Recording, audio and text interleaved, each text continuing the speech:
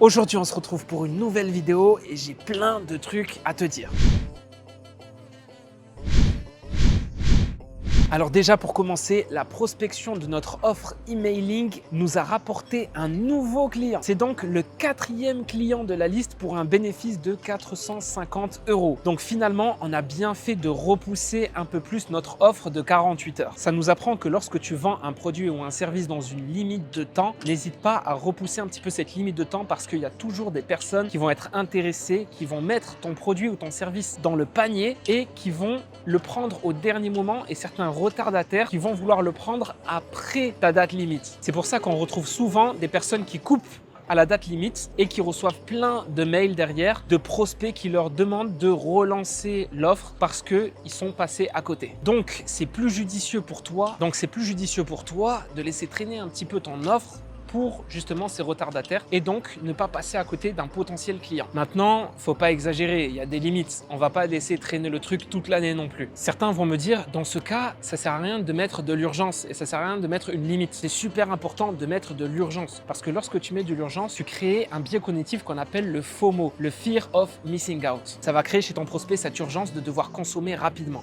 Bref, cette campagne d'email marketing nous aura finalement rapporté 4 clients. Le tout sur 10 000 prospects froids. Et parmi eux, en tout, environ 1000 ouvertures de mail, ce qui nous fait un taux de conversion à 0,4%. Donc, c'est mieux que rien, mais ça nous montre aussi qu'il va falloir travailler sur le contenu du mail et très certainement faire ce qu'on appelle de l'A/B testing, c'est-à-dire modifier un aspect du mail pour derrière tester ce mail, voir s'il convertit mieux et s'il convertit mieux, alors le remplacer par le nouveau qui convertit mieux, etc., jusqu'à améliorer et perfectionner le copywriting de ce mail. Du coup, on ajoute à notre jauge 5 nouveaux pourcents qui nous amènent à 91% de notre objectif. Objectif qui, je le rappelle, est de 10 000 € de bénéfices. Autre bonne nouvelle, les sous-traitants ont terminé le site de Télécom. Donc, le site est livré aujourd'hui. On rappelle, c'est la version 1. Il y aura certainement des petites modifications à faire une fois le site livré. Mais en tout cas, le plus gros a été fait. Et ça, c'est classé et c'est une bonne chose de fait. C'est super pour moi parce que moi qui ai décidé maintenant de me nicher dans la restauration, c'est super d'avoir terminé ce projet. Je vais pouvoir me concentrer focus essentiellement sur la niche de la restauration. Pour ceux qui n'ont pas suivi, j'ai pris un coaching business il y a quelques jours de ça et on avait conclu qu'il fallait que je me niche précisément dans un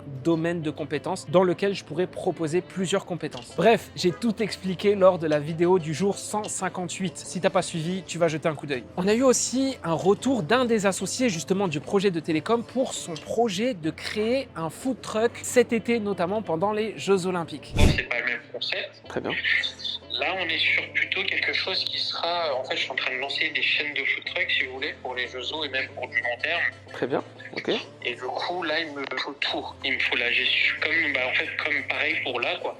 Il me faut toute la gestion complète. En livrant le site de Télécom aujourd'hui, on a repris contact et il m'a dit qu'il avait étudié le devis et que dans le devis, il acceptait la création de site web pour commencer. Pour ce qui est de la gestion des réseaux sociaux, il m'a dit qu'ils s'en occupaient, mais que derrière, il comptait sur moi pour la période des JO. Donc ça, on verra plus tard, on verra pour la période des JO. En attendant, lui, ce qu'il attend, c'est son site internet. Et pour son site internet, on est parti sur un site vitrine d'une valeur de 950 €. Donc pour le site vitrine, il a accepté le devis et j'ai demandé un acompte de 300 €. Cet acompte-là ne m'appartient pas. Il appartient aux sous-traitants qui, eux, vont s'occuper de la création de son site web, grâce notamment au cahier des charges qu'il va bientôt m'envoyer. Et lorsqu'on aura livré son site internet, à ce moment-là, il paiera le reste et le reste entrera dans les bénéfices, tout en sachant qu'il devrait être livré dans 10-15 jours maximum. Mais ce sera surtout intéressant cet été quand il va me déléguer la gestion des réseaux sociaux parce que moi, je vais déléguer ça à Justine et il m'a expliqué qu'il partait sur un gros forfait d'une publication par jour pour